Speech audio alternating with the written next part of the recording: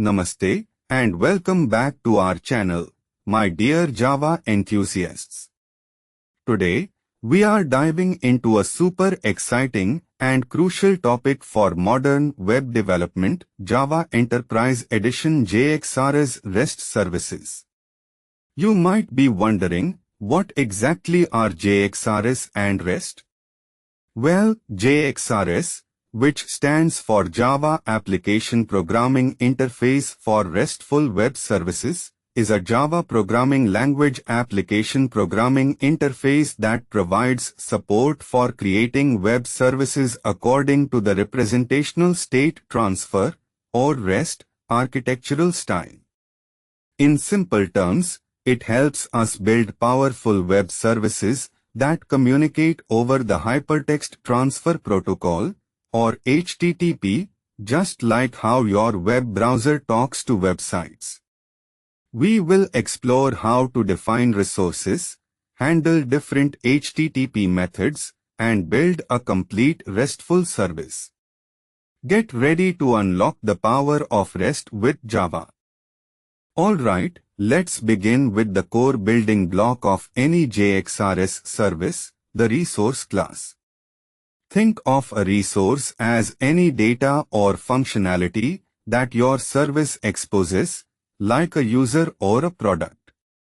In JAX-RS, we map a Java class to a specific Uniform Resource Identifier, or URI, path using the rat path annotation. This annotation tells the JAX-RS runtime that this class will handle requests for that particular path. For example, if you want to manage users, you might define a class and annotate it with @path users. This means any request coming to users will be directed to methods within this class. It's like giving your class a unique address on the web. Let's look at a simple code example to see this in action. Now that we know how to define a resource path, let's see how to handle different types of operations on that resource.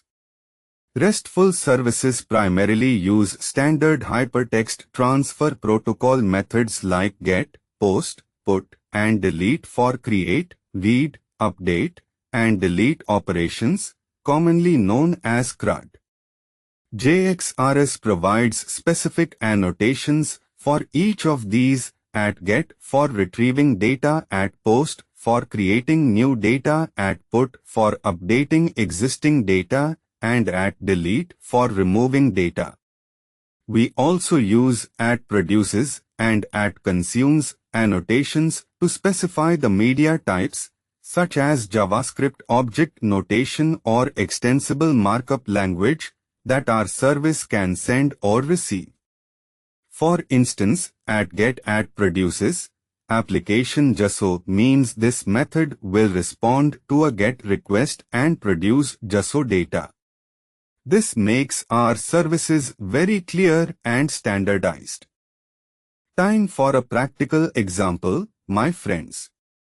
Let's build a simple user service that can retrieve user information. We will combine the @path annotation for our resource and the @get and @produces annotations for our method. Imagine we have a simple user class. Our service will expose an endpoint users ID to fetch a user by their identifier. Notice how @pathparam helps us extract the identifier from the Uniform Resource Identifier path. This is a fundamental pattern in RESTful service design, allowing us to create dynamic and flexible endpoints. This example demonstrates how easily you can set up a basic, yet functional, REST endpoint using JAX-RS. It's quite elegant, isn't it? As you start building your JAX-RS services, you might encounter a few common pitfalls. One frequent mistake is forgetting to specify the @produces or @consumes media types leading to 406 not acceptable or 415 unsupported media type errors. Always be explicit about what your service expects and provides. Another common error is not handling exceptions gracefully. Always return appropriate hypertext transfer protocol status codes using the response object. For example, instead of just throwing an exception, return response.status, response.status.not_found.build for a missing resource.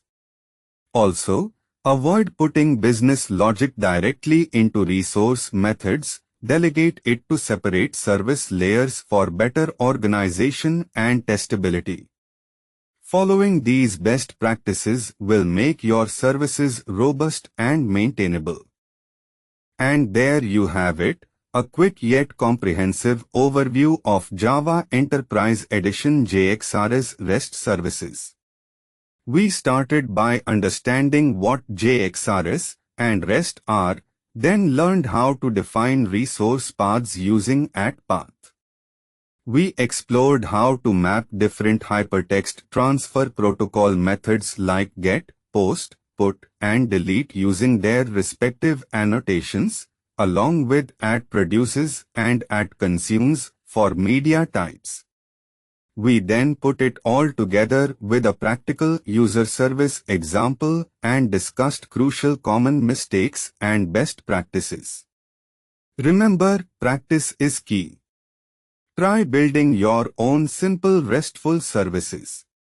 If you found this tutorial helpful, please give it a big thumbs up, share it with your friends, and don't forget to subscribe to our channel for more exciting Java programming content. Keep coding, keep learning, and I will see you in the next video. Jai Hind.